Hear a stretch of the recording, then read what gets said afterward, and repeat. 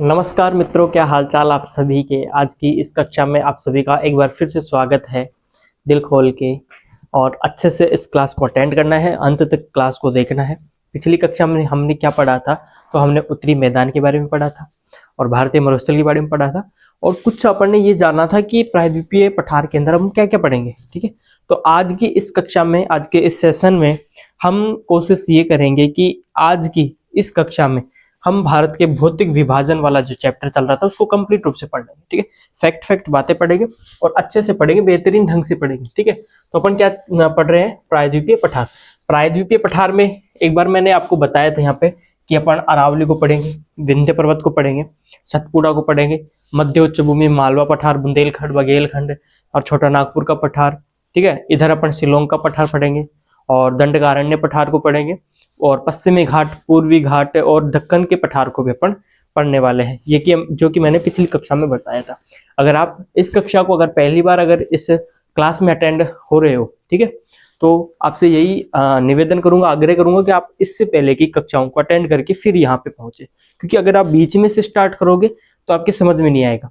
अब अगर आप पहली बार इस क्लास में हो, अब आपको पता नहीं है ना भाई मैंने लास्ट क्लास में क्या बताया था प्रायद्वीपीय पठार के बारे में, तो आपसे यही गुजारिश करूंगा कि आप पहले की कक्षाओं को देखें और फिर उसके बाद इसमें अटेंड आए।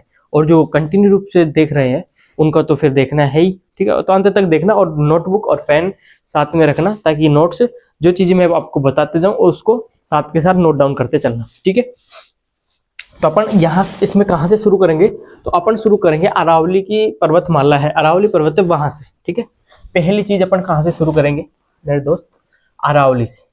ठीक है, यहाँ पे मैं लिखता हूँ अरावली। पहले अरावली के बारे में पढ़ेंगे, अरावली पर्वत। ठीक है, ये लो, ये मैंने यहाँ पे इसका हेडिंग डाल दिया। अब इसमें अपन क्या पढ़ेंगे, पहली चीज तो ये पढ़ेंगे कि ये सबसे पुराना क्या है, पर्वत है, वलित पर्वत है। ठीक है, क्या है, सबसे पुराना है और वलित पर्वत है। यहाँ पे मैं लिखता हूँ सबसे पुराना और वलित पर्वत है। ठीक है, क्या है ये, पहली विशेषता इसकी है सबसे पुराना वलित पर्वत, सबसे पुराना वलित पर्वत। ठीक है, किसका भाग है ये भी गोंडवाना लैंड का भाग है। आपने पिछली कक्षा में जाना था कि प्रायद्वीपीय पठार किसका भाग है, गोंडवाना लैंड का भाग है और भारत का सबसे प्राचीनतम भूभाग है। ठीक है, वलित पर्वत है।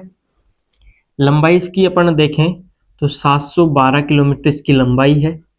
और अगर विस्तार की अगर अपन बात कर ले, ठीक है, यहाँ पे मैं लिखता हूँ लंबाई इसकी। अगर आपसे पूछ ले इसका विस्तार, तो विस्तार में आपको क्या बताना है, तो विस्तार में बताना है गुजरात से शुरू होती है, गुजरात के पालनपुर से, है ना, गुजरात से जाती है ये राजस्थान। राजस्थान में इसका सबसे बड़ा हिस्सा देखने को मिलता है। ठीक है, और राजस्थान के बाद में आती है ये दिल्ली।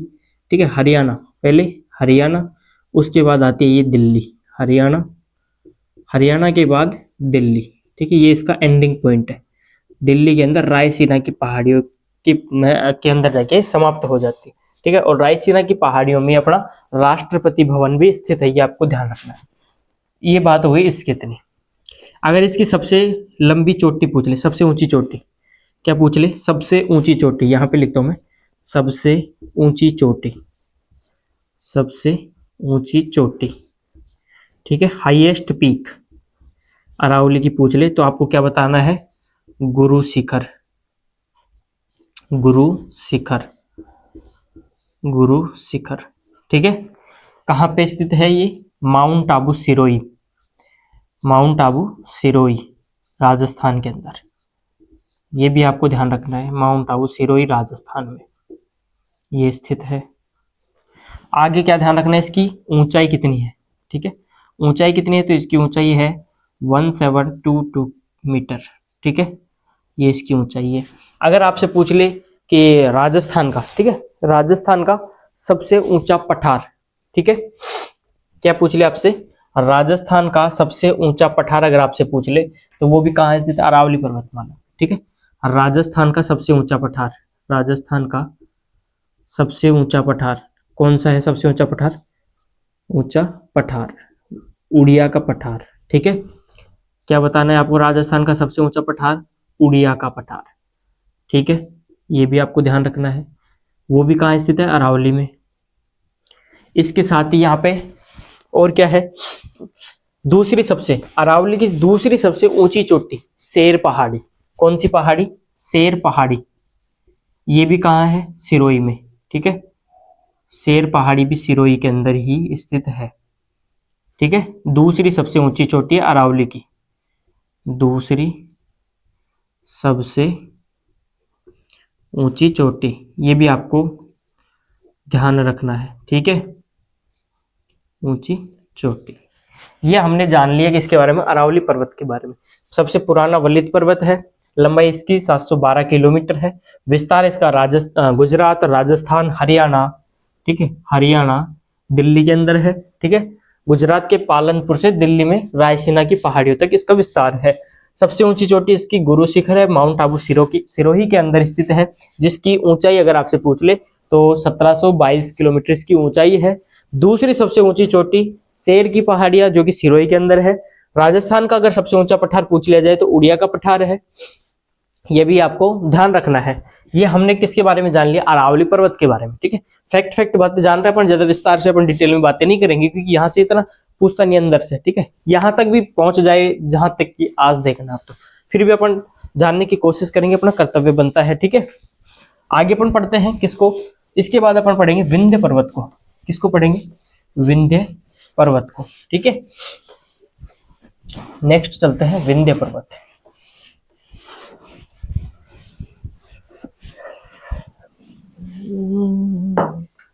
यहां पे मैं लिखता हूं विंध्य पर्वत, जस्ट ए मिनट। नेक्स्ट अपना आता है कौन सा पर्वत? विंध्य पर्वत, विंध्याचल भी बोलते हैं इसे। ठीक है, तो मैं यहाँ पे लिखता हूँ विंध्य पर्वत। नेक्स्ट अपने आता है विंध्य पर्वत। ठीक है, विंध्य पर्वत कहाँ पे स्थित है? ये पहले इसका विस्तार देखो। विस्तार है इसका मध्य प्रदेश में। कहाँ पे है? मध्य प्रदेश में इसका विस्तार है। ठीक है, ये क्या काम करता है, इसकी विशेषता सुनना। मैं यहाँ पे एक मैप, रफ मैप ड्रॉ कर रहा हूँ अपने इंडिया का। ठीक है, इधर देखना आप।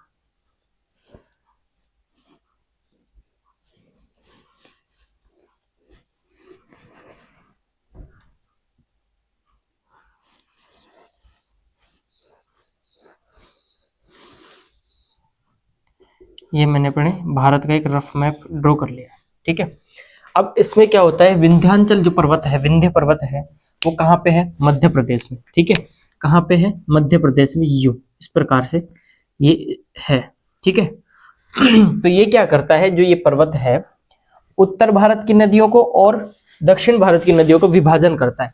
तो ये चीज आपको इसमें ध्यान रखनी है। क्या करता है ये? उत्तर भारत व दक्षिण भारत की नदियों के जल का विभाजन करता है। भारत की नदियों के जल का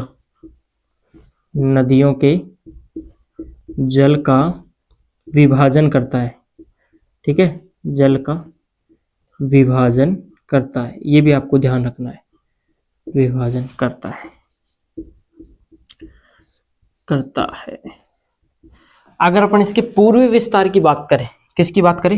पूर्वी विस्तार की बात करें, तो इसके पूर्व में दो पहाड़ियां अंत में आपको देखने को मिलती है। एक पहाड़ी इस तरफ चली जाती है बिहार की तरफ, और दूसरी आ जाती है अपने छत्तीसगढ़ की तरफ। ठीक है, ये दो पहाड़ियां अपने को देखने को मिलती है पूर्वी विस्तार में। किसमें? पूर्वी विस्तार की अगर अपन बात करें तो पूर्वी विस्तार में अपने को दो पहाड़ियां देखने को मिलती है, जो कि बिहार व छत्तीसगढ़ में चली जाती है। पूर्वी विस्तार में दो पहाड़ियां कौन कौन सी है? एक आती है अपने कैमूर की पहाड़ी। कौन सी पहाड़ी? कैमूर की पहाड़ी। कैमूर की पहाड़ी। ठीक है, एक आती है भारनेर की पहाड़ी। भारनेर की पहाड़ी। ठीक है, कैमूर की पहाड़ी बिहार के अंदर जाती है, और भारनेर की जो पहाड़ी है वो छत्तीसगढ़ में। ये भी आपको ध्यान रखना है, छत्तीसगढ़। ठीक है, इतना ध्यान रह जाएगा। इसके बाद बस मुख्य बातें ध्यान रखने पर। विंध्य पर्वत विस्तार इसका मध्य प्रदेश में है। इसका काम क्या है, इसकी विशेषता क्या है? उत्तर भारत एवं दक्षिण भारत की नदियों के जल का विभाजन करता है ये। ठीक है, पूर्वी विस्तार इसका कैमूर की पहाड़ी और भारनेर की पहाड़ी, कैमूर की पहाड़ी बिहार के अंदर और भारनेर की पहाड़ी छत्तीसगढ़ के अंदर इसका पूर्वी विस्तार दर्शाती है। ठीक है, नेक्स्ट अपन बात करते हैं किसकी, सतपुड़ा।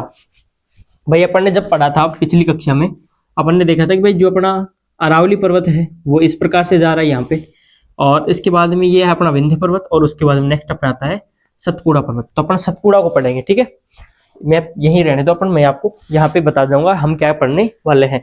ये हमने अरावली पर्वतमाला पढ़ ली, विंध्य अपन ने पढ़ ली, आप सतपुड़ा की बात करते हैं। ठीक है, किसकी बात करते हैं, सतपुड़ा की, सतपुड़ा पर्वत। ठीक है, ये एक ब्लॉक माउंटेन है। ब्लॉक माउंटेन से तात्पर्य क्या है, भ्रंश पर्वत, या इन्हें भ्रंशोत्थ पर्वत भी कहते हैं। कौन सा, सतपुड़ा पर्वत। ठीक है, सतपुड़ा पर्वत। ये सभी बातें अपन प्रायद्वीपीय पठार के अंदर ही पढ़ रहे हैं ना। कौन सा, इस विशेषता क्या है, ये एक भ्रंशोत्थ पर्वत है या भ्रंश पर्वत है, ब्लॉक माउंटेन भ्रंश पर्वत है ये। ठीक है, भ्रंश पर्वत से तात्पर्य क्या होता है कि जो अपनी प्लेटें होती है ना, वो क्या होती है, धंस जाती है। जैसे ये अपनी धरातल है, यहाँ पे ये उठा हुआ है और ये धंस गया, ये वाला एरिया ये उठा हुआ है और ये एरिया धंस गया। तो ऐसे जो उठा हुआ जो भाग है इसे बोलते हैं भ्रंश पर्वत, और जो ये धंसा हुआ भाग है इसको बोलते हैं रिफ्ट वैली या दरार घाटी। ठीक है, ये आपको ध्यान रखना है। वैसे अगर इसको देखा जाए तो इनको बोलते हैं होरेस्ट और इनको बोलते हैं ग्रोवेन। ठीक, ये भी आपको ध्यान रखना है। तो इस प्रकार के होते हैं भ्रंश पर्वत। ठीक है, इनको बोलते हैं रिफ्ट वैली या दरार घाटी, दरार घाटी या रिफ्ट वैली। ठीक है, सतपुड़ा उसका उदाहरण है। ठीक है, और जो अपनी नर्मदा और ताप्ती नदियां है वो भ्रंश घाटी से होकर ही बहती है। ठीक है, भ्रंश घाटी बोल दो या फिर दरार घाटी बोल दो इस चीज को। आगे अपन इसके बारे में बात करते हैं। जो ये पर्वत है नर्मदा और ताप्ती नदियों के कारण क्या होता है, ये थोड़ा कटाफटा है। कटाफटा से तात्पर्य क्या है, इसकी बटा हुआ है ये।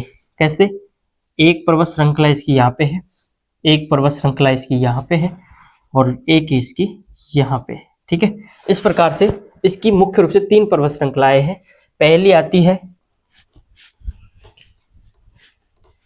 पहली की अगर अपन बात करें, एक मिनट,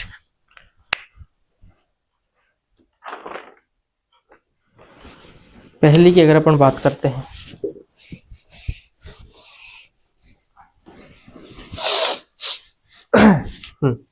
पहली जो पर्वत श्रृंखला आती है उसको बोलते हैं राजपीपला। कौन सी बोलते हैं, राजपीपला। ठीक है, दूसरी को बोलते हैं महादेव, महादेव, और लास्ट में आती है मैकाल। कौन सी आती है, मैकाल। ये भी आपको ध्यान रखना है। इन तीनों पर्वत श्रृंखलाओं को मिला के क्या बनता है अपना सतपुड़ा पर्वत। ठीक है, सतपुड़ा पर्वत। जैसे यहाँ पे मैं कर दूं, ये यहाँ पे राजपीपला, ये महादेव और ये अपनी मैकाल, इस प्रकार से अपना सतपुड़ा पर्वत है। ठीक है, राजपीपला, ये चीजें आपको ध्यान रखनी है।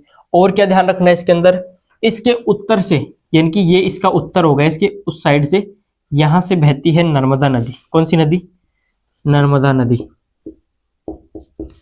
ठीक है, और इसके दक्षिण से यहां से बहती है कौन सी नदी, ताप्ती नदी। ठीक है, यहां से बहती है ताप्ती नदी। ये भी आपको ध्यान रखनी है। सतपुड़ा का सबसे ऊंची चोटी, सतपुड़ा की सबसे ऊंची चोटी है महादेव पहाड़ी के अंदर स्थित धूपगढ़। ठीक है, अगर आपसे पूछ लिया जाए सतपुड़ा की सबसे ऊंची चोटी कौन सी है तो वो है धूपगढ़। ठीक है, इनका विस्तार देख लो। और ये धूपगढ़ कहाँ स्थित है, मध्य प्रदेश में। तो मध्य प्रदेश की भी सबसे ऊंची चोटी है ये, यहाँ पे लिखता हूँ सबसे ऊंची चोटी। ठीक है, ऊंची चोटी। इसी के साथ ये कहाँ की है, मध्य प्रदेश की भी क्या है, मध्य प्रदेश की भी सबसे ऊंची चोटी है धूपगढ़। ठीक है, ये भी आपको ध्यान रखना है। सबसे ऊंची चोटी, ऊंची पे लिएगा है ना, ऊंची चोटी, ये भी आपको ध्यान रखना है। ठीक है, इतनी बात क्लियर हो गई। अब सुनना एक चीज और, राजपीपला जो पर्वत श्रृंखला है वो है कहाँ पे, गुजरात और मध्य प्रदेश में। ठीक है, मध्य प्रदेश में, गुजरात मध्य प्रदेश में फैली हुई है।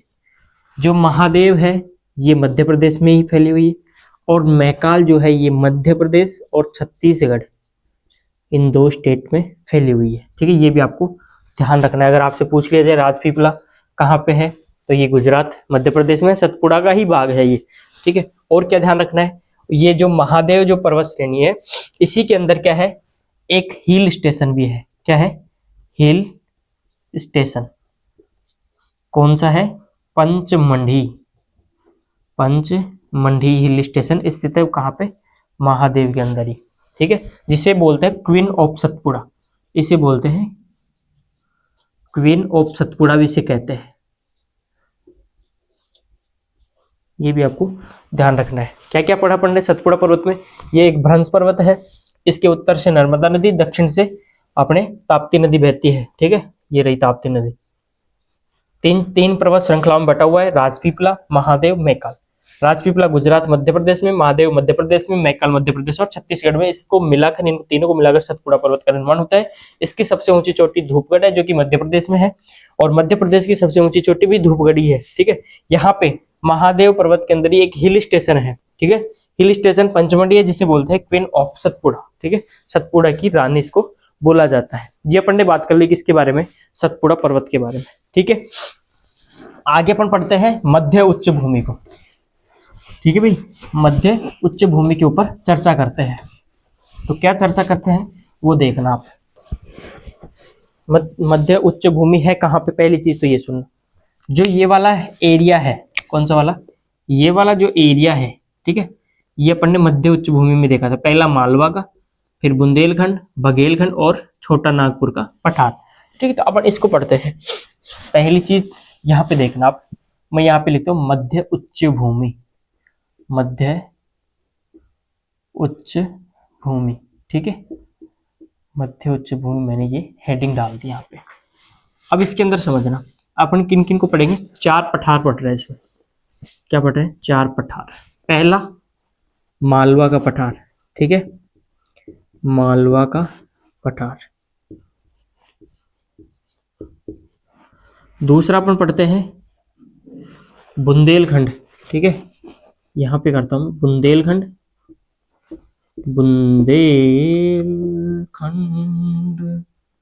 एक पढ़ते अपन बघेलखंड, बघेलखंड। ठीक है, दोनों को यही पढ़ेंगे कंबाइंड में। और एक अपन पढ़ते हैं छोटा नागपुर का पठार, छोटा नागपुर का पठार।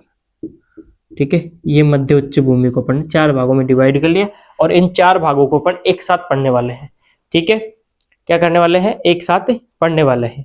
अब अपन बात करते हैं मालवा के पठार के ऊपर। पहली चीज अपन मालवा के पठार के ऊपर चर्चा करते हैं। मालवा के पठार का विस्तार, अगर विस्तार आपसे पूछ लिया जाए, क्या पूछ लिया जाए इसका विस्तार, विस्तार अगर आपसे पूछता है तो विस्तार में क्या लिखना है आपको, गुजरात, ठीक है, राजस्थान, गुजरात, राजस्थान और मध्य प्रदेश। ठीक है, गुजरात, राजस्थान, मध्य प्रदेश में इसको अपने बताना है विस्तार। आपने राजस्थान, जब आप राजस्थान की ज्योग्राफी पढ़ते हो तो उसमें क्या पढ़ते हो, हाड़ौती का पठार। ठीक है, हाड़ौती का पठार भी क्या है, इसी का ही भाग है। ठीक है, ये कहाँ स्थित है मालवा का पठार, तो मालवा का पठार स्थित है विंध्याचल पर्वत और अरावली के बीच में, ये यहाँ तक आ रहा है। ठीक है, तो अरावली और विंध्याचल के बीच में ये स्थित है। ये भी आपको ध्यान रखना है, कहाँ स्थित है, विंध्य पर्वत और अरावली के बीच, अरावली व विंध्य पर्वत के मध्य स्थित है, विंध्य पर्वत के मध्य, ये आपको ध्यान रखना है। और क्या ध्यान रखना है इसके बारे में बातें, किसके से बना हुआ है ये, ठीक है, किससे बना हुआ है। तो आपको क्या बताना है, ये जैसे अपने आते हैं ना बेसाल्ट, लावा, बेसाल्ट है ना, काली मिट्टी, उससे इसका निर्माण हो रखा है। क्या याद रखना है, लावा, ठीक है, बेसाल्ट, बेसाल्ट काली मिट्टी से इसका निर्माण होता है। ठीक है, काली मिट्टी से इसका निर्माण होता है। इसमें कौन कौन सी नदियां प्रवाहित होती है मालवा के पठार में, तो मुख्य रूप से इसमें होती है चंबल। ठीक है, नदियां अगर पूछ ले, चंबल, केन, बेतवा, ठीक है, बेतवा आदि आपको ध्यान रखना है, चंबल, केन, बेतवा आदि नदियां यहाँ से प्रवाहित होती है। ठीक है, इतनी बात याद रह जाएगी मालवा पठार में। विस्तार अगर आपसे पूछ लिया जाए, गुजरात है, राजस्थान है, मध्य प्रदेश है, विस्तार है, अरावली व विंध्य पर्वत के मध्य में स्थित है, लावा बेसाल्ट काली मिट्टी से इसका निर्माण होता है, चंबल केन बेतवा इसकी क्या है प्रमुख नदियां हैं, सिंध भी एक इसकी नदी है, ये भी आपको ध्यान रखना है। आगे अपन बढ़ते हैं किसको, बुंदेलखंड बघेलखंड को लेकर। नेक्स्ट अपना क्या आता है, बुंदेलखंड और बघेलखंड। इनका अगर अपने को ज्यादा डिटेल में पढ़ना नहीं है, अपने इनका विस्तार देखते हुए कहाँ कहाँ पे इनका विस्तार है। बुंदेलखंड का अगर आपसे विस्तार पूछ लिया जाए तो आपको क्या बताना है, मध्य प्रदेश और उत्तर प्रदेश में इसका विस्तार है। ठीक है, इसके बाद बघेलखंड का अगर पूछ ले तो मध्य प्रदेश, उत्तर प्रदेश और छत्तीसगढ़ में इसका विस्तार है। बस इतना ही इनको बारे में आपको ध्यान रखना है। आगे अपन बढ़ते हैं छोटा नागपुर के पठार की ओर। छोटे नागपुर का पठार का जो विस्तार है, यहाँ पे लिखता हूं मैं विस्तार। विस्तार इसका है अपने मध्य प्रदेश, ठीक है, झारखंड, ठीक, शॉर्ट में लिख रहा हूं मैं, है ना, उड़ीसा, ओडिशा और पश्चिम बंगाल, वेस्ट बंगाल में इसका विस्तार है। ये आपको ध्यान रखना है, मध्य प्रदेश, झारखंड, ठीक है, ओडिशा और वेस्ट बंगाल में इसका विस्तार है। ठीक है भाई, ये भी ध्यान रखना है। एक यहाँ पे छत्तीसगढ़ और लिख लेना, इसमें क्या लिखना है आपको, छत्तीसगढ़, यहाँ पे छत्तीसगढ़, ठीक है, छत्तीसगढ़, ये आपको ध्यान रखना है। ठीक है, विस्तार इसका। एक इसकी बारे में क्या ध्यान रखना है, इसको खनिजों का अजायब घर कहा जाता है। खनिजों का अजायब घर, अजायब घर इसको बोला जाता है। इसे भारत का रूर प्रदेश भी कहा जाता है। भारत का रूर प्रदेश किसे कहा जाता है आपसे पूछ लिया जाए तो वो है छोटा नागपुर का पठार। ठीक है, खनिजों का अजायब घर, भारत का रूर प्रदेश। और क्या ध्यान रखना है इसके अंदर आपको, इसके अंदर आपको ध्यान रखना है इसकी सबसे ऊंची चोटी। सबसे ऊंची चोटी कौन सी है, पारसनाथ। कौन सी है सबसे ऊंची चोटी, पारसनाथ, जो कि कहाँ पे है, झारखंड में। ठीक है, मैं शॉर्ट में लिख रहा हूँ झारखंड में, GH। ठीक है, झारखंड में स्थित है। और क्या ध्यान रखना है इसके बारे में, और आपको ये ध्यान रखना है मेरे दोस्त, यहाँ पे जैसे ये छोटा नागपुर का पठार है, ठीक है, अब इसके बीच से होकर एक नदी जाती है, बीच से होकर एक नदी जाती है, उस नदी का नाम है दामोदर नदी। कौन सी नदी, दामोदर नदी। ये नदी क्या करती है, ये अपने छोटे नागपुर का जो पठार है उसको दो भागों में बांट देती है, दो भागों में इसको डिवाइड कर दिया। ठीक है, ऊपर का वाला जो हिस्सा है, ऊपर का जो है उसे बोलते हैं अपन रांची का पठार। कहाँ का पठार, रांची का पठार। और जो नीचे वाला जो हिस्सा है इसको अपन बोलते हैं हजारीबाग। ठीक है, हजारीबाग, ये भी आपको ध्यान रखना है। ठीक है, ये अपन ने छोटे नागपुर के पठार को पढ़ लिया। विस्तार इसका छत्तीसगढ़, झारखंड, ओडिशा, पश्चिम बंगाल में इसका विस्तार है। खनिजों का अजायबघर कहा जाता है। भारत का इसे रूर प्रदेश कहते हैं। इसकी सबसे ऊंची चोटी पारसनाथ झारखंड में स्थित है।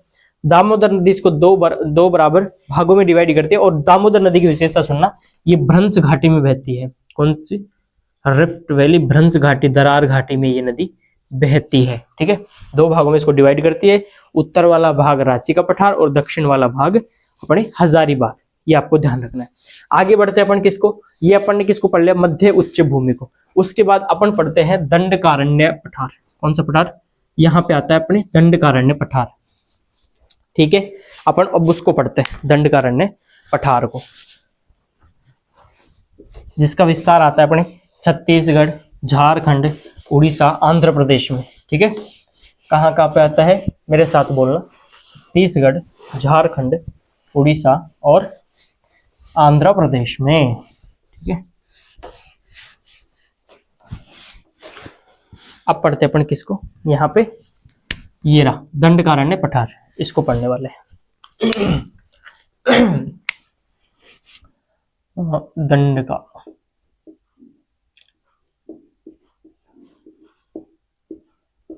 ये मैंने लिखा दंडकारण्य पठार।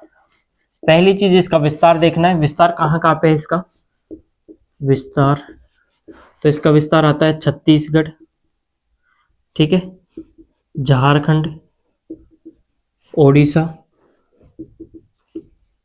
और आंध्र प्रदेश। ठीक है, अरुणाचल प्रदेश नहीं, आंध्र प्रदेश है। ठीक है, मैं यहाँ पे लिख देता हूँ आंध्र प्रदेश। आंध्र प्रदेश, ठीक है। एपी का मतलब अरुणाचल प्रदेश समझ लो, आंध्र प्रदेश है। इसको मिटा ही देता हूँ, कहीं लिख दो आप, ठीक है। इसका विस्तार है ये। और क्या है इसके बारे में, लोकेशन की अपन बात करें तो छोटा नागपुर पठार के तो दक्षिण में स्थित है, देख लो यहाँ पे छोटा नागपुर पठार इसके दक्षिण में है, ठीक है। छोटा नागपुर पठार के दक्षिण में, पठार के दक्षिण में और भारत के पूर्व में, ठीक है। भारत के पूर्व में स्थित है, पूर्व में स्थित है ये अपना दंडकारण्य पठार। नेक्स्ट अपन चलते हैं, बस इसके बारे में यही चीज ध्यान रखनी है। हाँ, आगे अपन बढ़ते हैं किसकी ओर, आगे बढ़ते हैं अपन, एक पठार आता है छोटा सा, वो आता है शिलोंग का पठार या मेघालय का पठार जिसे अपन कहते हैं, ठीक है। कहाँ पे है ये, शिलोंग का पठार या फिर मेघालय का पठार, यहाँ पे, ठीक है।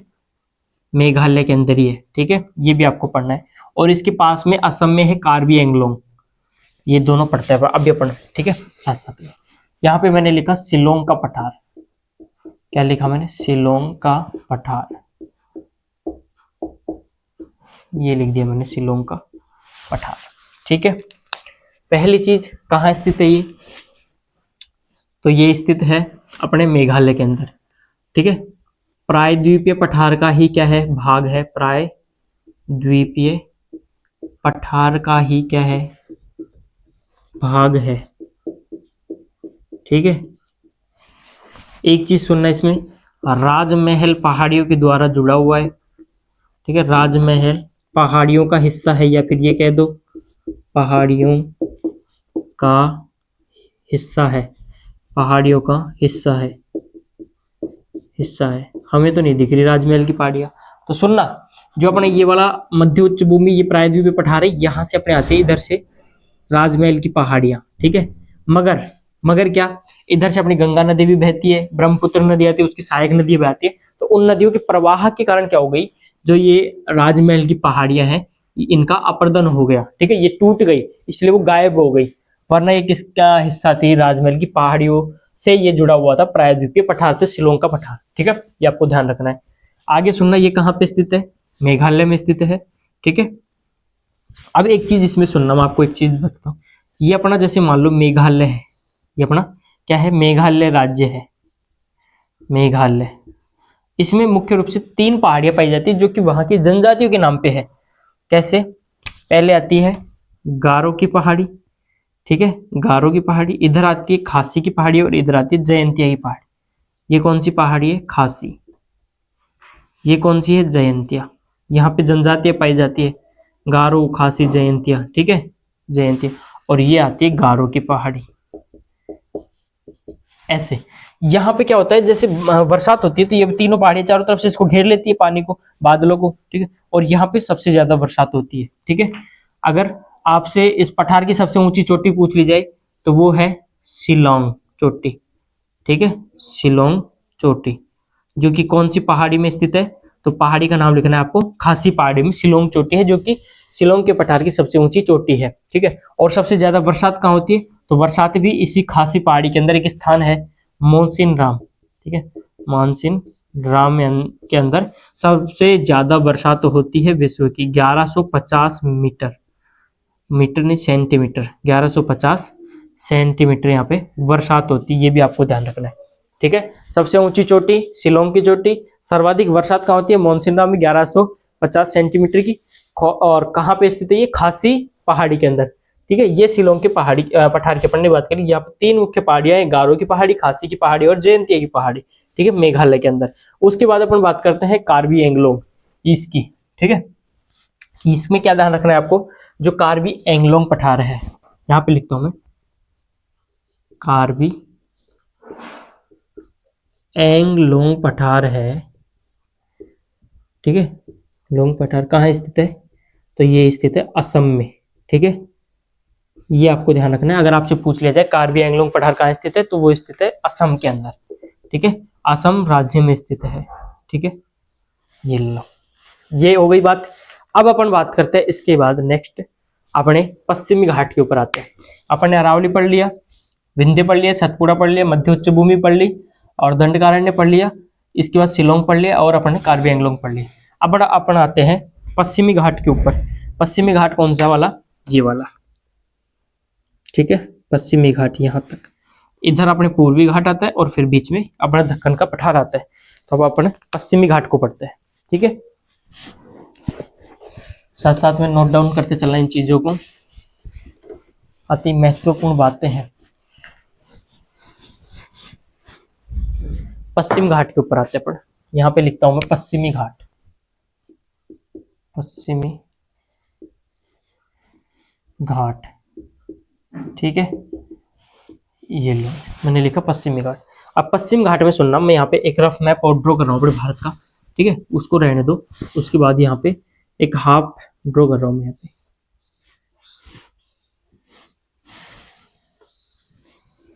ये मैंने भारत का मैंने प्रायद्वीपीय हिस्सा ड्रॉ कर लिया। इसमें क्या होता है, यहाँ से अपना पश्चिमी घाट शुरू है इस प्रकार से, ठीक है, पश्चिमी घाट। इसके उत्तर में कौन सी नदी? यहाँ पे अपने आती है नर्मदा नदी, ठीक है, नर्मदा नदी। और अंत में इसका समापन कहाँ पे होता है? तो समापन इसका होता है कन्याकुमारी में, ठीक है, यहाँ पे कन्याकुमारी में, कन्याकुमारी में इसका समापन होता है। अगर आपसे पूछ लिया जाए पश्चिमी घाट कहाँ से कहाँ तक फैला हुआ है, तो नर्मदा नदी से कन्याकुमारी तक फैला हुआ है। इसकी लंबाई अगर आपसे पूछ ली जाए, क्या पूछ ली जाए इसकी? अगर लंबाई पूछ ली जाए तो लंबाई है इसकी 1600 किलोमीटर, ठीक है। वहीं अगर इसकी ऊंचाई पूछ ली जाए तो ऊंचाई इसकी है 1100 मीटर। ये लगातार है, ठीक है, कहीं से कटा फटा नहीं, कंटिन्यू रूप से है, ठीक है। अब अपन इसके अंदर कुछ चोटियों की बात करते हैं। चोटियों की बात, जैसे अपने महाराष्ट्र में 2 पर्वत चोटियां आती है। एक तो आती है कल सुबई, कौन सी आती है? कल सुबई, ठीक। दूसरी आती है महाबलेश्वर, दूसरी क्या आती है? महाबलेश्वर, बलेश्वर, ठीक है। ये ध्यान रखना है, 2 चोटियां। उसके बाद सुनना आगे, कर्नाटक में 2 चोटियां और आती है। कहाँ पे? कर्नाटक में। कर्नाटक में 2 चोटियां और आती है। एक आती है अपने कुंद्रेमुख और एक आती है ब्रह्मगिरी। कुंद्रेमुख और एक आती है ब्रह्मगिरी, ठीक है, ब्रह्मगिरी। ये भी आपको ध्यान रखना है। उसके बाद अपने आती है अंत के अंदर, केरल के अंदर आती है अपने किसकी? अन्नाई अन्नाई अन्नाई मलाई चोटी, अन्नाई मुड़ी की, ठीक है। ये भी आपको ध्यान रखना है। कल सुबह महाबलेश्वर, कुंद्रेमुख, ब्रह्मगिरी, ये 4 चोटियों के नाम आपको ध्यान रखने हैं। इसमें आगे और क्या ध्यान रखना है आपको? जो ये नर्मदा नदी है, ठीक है, इसके नीचे से एक नदी और आती है। कौन सी नदी? अभी अपन ने पढ़ा था, बीच में सतपुड़ा, उसके उत्तर में नर्मदा और दक्षिण में अपनी ताप्ती नदी, ठीक है, ताप्ती नदी, ठीक है। तो आप क्या बताओगे? विस्तार ताप्ती से कन्याकुमारी तक, ठीक है। अब सुनना, इसके अंदर एक चीज और सुनने वाली बात है, इधर देखना मेरे साथ साथ। ये अपना भारत है, ठीक है, और क्या है? ये अपना भारत जा रहा है, ठीक है। अब इसके अंदर इधर से तो पश्चिमी घाट आ गया और इधर से अपना आता है पूर्वी घाट। पूर्वी घाट क्या है? कटा फटा है, ठीक है, कटा फटा है। अब पूर्वी घाट यहाँ तक आता है और इन दोनों को मिलाने वाली जो पहाड़ी है, जो पर्वत है, वो है हमारा नीलगिरी पर्वत, ठीक है। क्या है? नीलगिरी पर्वत। ये भी लिखता हूं मैं यहाँ पे, नीलगिरी पर्वत, ठीक है, नीलगिरी पर्वत। और क्या सुनना है? इधर नीचे की साइड यहाँ पे आपको देखने को मिलती है अन्नामलाई की पहाड़ी, ठीक है, इलायची की पहाड़ी इधर, ठीक है, अन्नामलाई, इलायची की पहाड़ी और पालनी पहाड़ी, ऐसे, ठीक है। ये 2-3 पहाड़ियां हैं छोटी छोटी, इनके बारे में अपन को पढ़ना है, ठीक है। ये कन्याकुमारी स्थित है, अन्नामलाई, ठीक है, इलायची की पहाड़ी और पालनी पहाड़ी। नाम लिखता हूं मैं यहाँ पे, अन्नामलाई भी, अन्नामलाई, ठीक है। उसके बाद में ये इलायची पहाड़ी, इलायची पहाड़ी, और ये है अपनी पालनी पहाड़ी, ठीक है, पालनी पहाड़ी, ये भी आपको ध्यान रखना है। अब सुनना नीलगिरी के बारे में, पहले इनके बारे में सुन लो। महाबलेश्वर, कल सुबह ही तो महाराष्ट्र की सबसे ऊंची चोटी, क्या ध्यान रखना है इसमें, महाराष्ट्र की सबसे ऊंची चोटी, ठीक है, सबसे ऊंची चोटी है, ऊंची चोटी, ठीक है। महाबलेश्वर, इसमें क्या होता है, अपने कृष्णा नदी का उद्भव होता है। कौन सी नदी, कृष्णा नदी का उद्भव, यानी कि यहां से निकलती है, उद्भव, ठीक है। ब्रह्मगिरी में क्या ध्यान रखना है आपको, महाबलेश्वर भी कहाँ पे स्थित है, ये भी महाराष्ट्र में स्थित है, ये भी आपको ध्यान रखना है, महाराष्ट्र में स्थित है। ब्रह्मगिरी से अपने कावेरी नदी का उद्भव होता है, कावेरी नदी का उद्भव कर्नाटक में, ठीक है, का उद्भव, ठीक है। यहाँ पे ये दोनों महाराष्ट्र में और ये दोनों कर्नाटक में, ये भी लिखता हूं मैं कर्नाटक में। इतनी बात आ गई समझ में। आगे अपन पढ़ते हैं किसको, ये चीजें क्लियर होने के बाद अब मैं इसको साफ करता हूँ। एक बार नीलगिरी को पढ़ लेते अपन, फिर अन्नामलाई को पढ़ लेंगे, ठीक है। ये मुख्य मुख्य बातें हैं, ये आपको ध्यान रखनी है। कलसुबई महाबलेश्वर महाराष्ट्र के अंदर है। महाराष्ट्र की सबसे ऊंची चोटी कलसुबई है, जिसे महाराष्ट्र का माउंट एवरेस्ट भी बोलते हैं। महाबलेश्वर कृष्णा नदी का उद्भव होता है यहाँ से। कुंद्रेमुख और ब्रह्मगिरी कर्नाटक में है। ब्रह्मगिरी से कावेरी नदी का उद्भव होता है। और पश्चिमी घाट और पूर्वी घाट को मिलाने वाला जो पर्वत है वो है नीलगिरी पर्वत, ठीक है, जिसे ब्लू माउंटेन भी बोलते हैं। नीचे अपने केरल में अन्नामलाई की पहाड़ी है। फिर नीचे अपने तमिलनाडु के अंदर, ये भी ध्यान रखना, इलायची की पहाड़ी कहाँ पे है, तमिलनाडु के अंदर, ठीक है, तमिलनाडु के अंदर। फिर ये पालनी पहाड़ी है, ये भी कहाँ पे है, तमिलनाडु के अंदर है। पालनी पहाड़ी में एक आपको हिल स्टेशन देखने को मिलता है, हिल स्टेशन कनाई कडाल, ठीक है, कडाल, कनाई कडाल, ये एक हिल स्टेशन है, ये भी आपको ध्यान रखना है, ठीक है। आगे बढ़ते हैं अपन, इनको साफ करते हुए फिर पढ़ते हैं नीलगिरी को। एक तो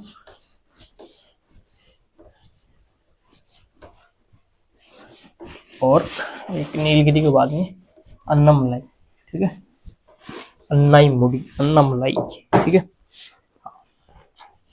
अब सुनना आगे, नीलगिरी पर्वत, ठीक है, नीलगिरी पर्वत।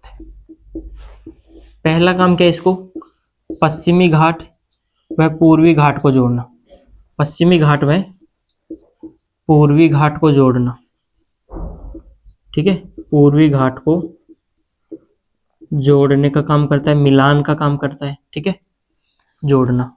सबसे ऊंची चोटी अगर आपसे की पूछ ली जाए तो वो है डोडा बेटा। कौन सी है, डोडा बेटा इसकी सबसे ऊंची चोटी है, ठीक है। एक मिनट, मार्कर चेंज कर लेते हैं। सबसे ऊंची चोटी क्या है इसकी, डोडा बेटा है। डोडा बेटा 2637 मीटर ऊंची, ठीक है, सबसे ऊंची चोटी डोडा बेटा 2637 मीटर ऊंची है। ये अपने नीलगिरी की बात कर ली, ठीक है। कहाँ पे स्थित है ये, इसका विस्तार अगर आपसे पूछ लिया जाए तो ये फैला हुआ है केरल में, कर्नाटक में और तमिलनाडु में। केरल, कर्नाटक और तमिलनाडु में ये फैला हुआ है अपने नीलगिरी पर्वत। आगे बढ़ते हैं अपन, किसको देखते हैं आगे अपन देखते हैं अन्नामलाई पहाड़ी को, ठीक है। किसको देखते हैं, अन्नामलाई पहाड़ी को, अन्नामलाई पहाड़ी, ठीक है, या पर्वत, ठीक है, पर्वत लिख दो।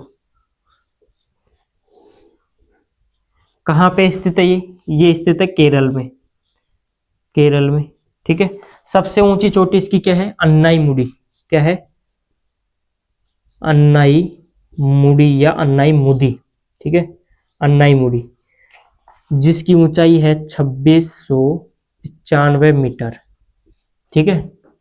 अगर आपसे पूछ लिया जाए, क्या पूछ लिया जाए, दक्षिण भारत की, ठीक है, दक्षिण भारत एवं पश्चिमी घाट की सबसे ऊंची, एवं पश्चिमी घाट की सबसे ऊंची चोटी, घाट की सबसे ऊंची चोटी कौन सी है, तो आप क्या आती है, अन्नाईमुडी, ऊंची चोटी, ठीक है। तो आपको क्या ध्यान रखना है, अन्नाईमुडी। दक्षिण भारत और पश्चिम घाट की सबसे ऊंची चोटी कौन सी है? नैमुडी। ऊंचाई किसकी कितनी है इसकी? 2695 मीटर, 2695 मीटर। नीलगिरी की सबसे ऊंची चोटी कौन सी है? डोडा बेटा, जिसकी ऊंचाई है 2637 मीटर। ये भी आपको ध्यान रखना है, ठीक है। इसी के साथ अपना जो पश्चिमी घाट है वो होता है कंप्लीट। अब अपन बात करते हैं किसकी? पूर्वी घाट की। किसकी? पूर्वी घाट की। यहाँ पे जो ये कटा फटा है एरिया है ना, इसकी बात करते हैं, ठीक है। अब इनको मिलाने वाला जो पर्वत है, अब ये अपन ने देख लिया नीलगिरी, ठीक है, नीलगिरी देख लिया। इधर अपन ने कौन सा देखा? अन्नामलाई देख लिया, इलायची देख लिया और पालनी पहाड़ी देख लिया, ठीक है। अब अपन किसको देखते हैं? पूर्वी घाट को।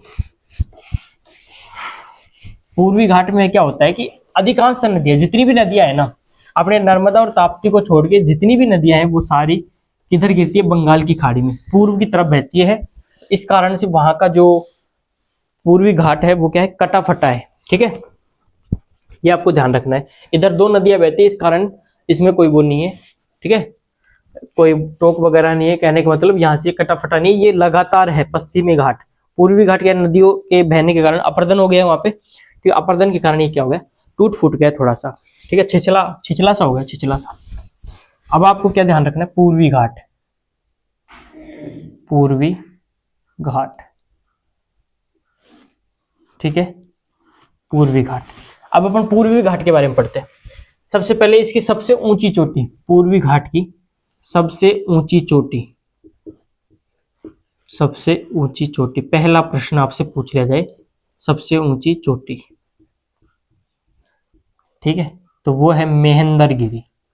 कौन सी है? महेंद्रगिरी, ठीक है, महेंद्रगिरी। कहाँ पे है ये?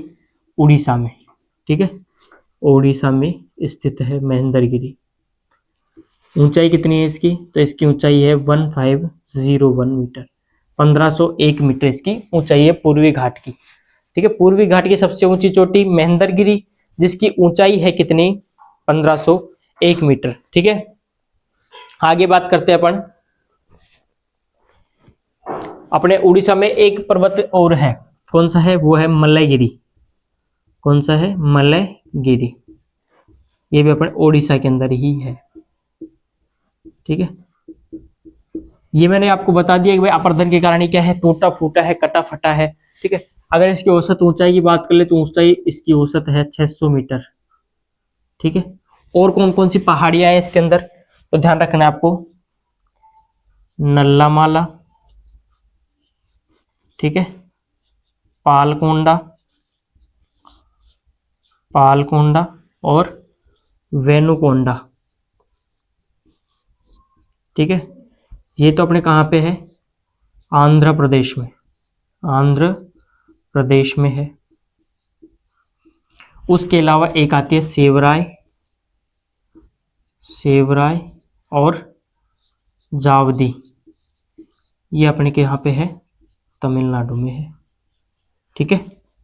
ये आंध्र प्रदेश में है और दूसरी तमिलनाडु में है। ये अपने पूर्वी घाट की प्रमुख पहाड़ियां हैं, ठीक है।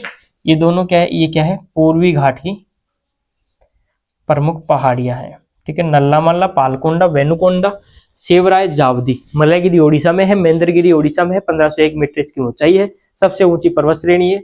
इसकी औसत ऊंचाई 600 मीटर है। नदियों के अपर्दन के कारण क्या है? कटा फटा है, कहीं से है कहीं पे नहीं है। देखो मैंने यहाँ पे दर्शाया इसी प्रकार से है, ठीक है। अंत में अपन क्या पढ़ते हैं? अंत में अपन पढ़ते हैं दक्कन के पठार को। किसको? जब ये शेष अपना जो हिस्सा बच गया दक्कन का पठार, इसको अपन पढ़ते हैं। अब इसमें क्या है? ये दक्कन का पठार है, इसके पश्चिम में पश्चिमी घाट, पूर्व में पूर्वी घाट, ठीक है। ऊपर इसके नर्मदा नदी, ठीक है, और सतपुड़ा पर्वत हो गया, ठीक है। ये भी आपको ध्यान रखना है, बस यही चीज इसके अंदर है। एक यहाँ पे काली मिट्टी पाई जाती है जिसे रेगुर मिट्टी भी कहा जाता है, रेगुर मृदा, ठीक है, जो कि कपास के लिए उपयुक्त होती है। मैंने पिछली कक्षा में जलोढ़ मृदा को रेगुर मृदा बोल दिया था, ठीक है। वो जलोढ़ को नहीं बोलते, काली मृदा को बोलते हैं रेगुर मृदा, ठीक है। वो गलती से मैंने बोल दिया था ना, उसको ठीक कर लेना अगर आपने कर लिया हो तो, ठीक है। नेक्स्ट अपन चलते हैं किसकी ओर? दक्कन का पठार की ओर। दक्कन का पठार, ठीक है, दक्कन का पठार। निर्माण किससे होता है इसका?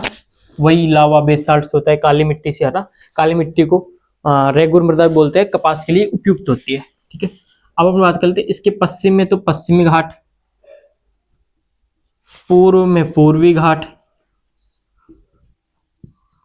दक्षिण में नीलगिरी, यहाँ पे नीलगिरी है दक्षिण में इसके, ठीक है, दक्षिण में नीलगिरी, नीलगिरी, उत्तर में इसके नर्मदा नदी व सतपुड़ा पर्वत, ठीक है, सतपुड़ा व नर्मदा ताप्ती, ठीक है, नर्मदा नदी, ये आपको ध्यान रखना है इसके बारे में।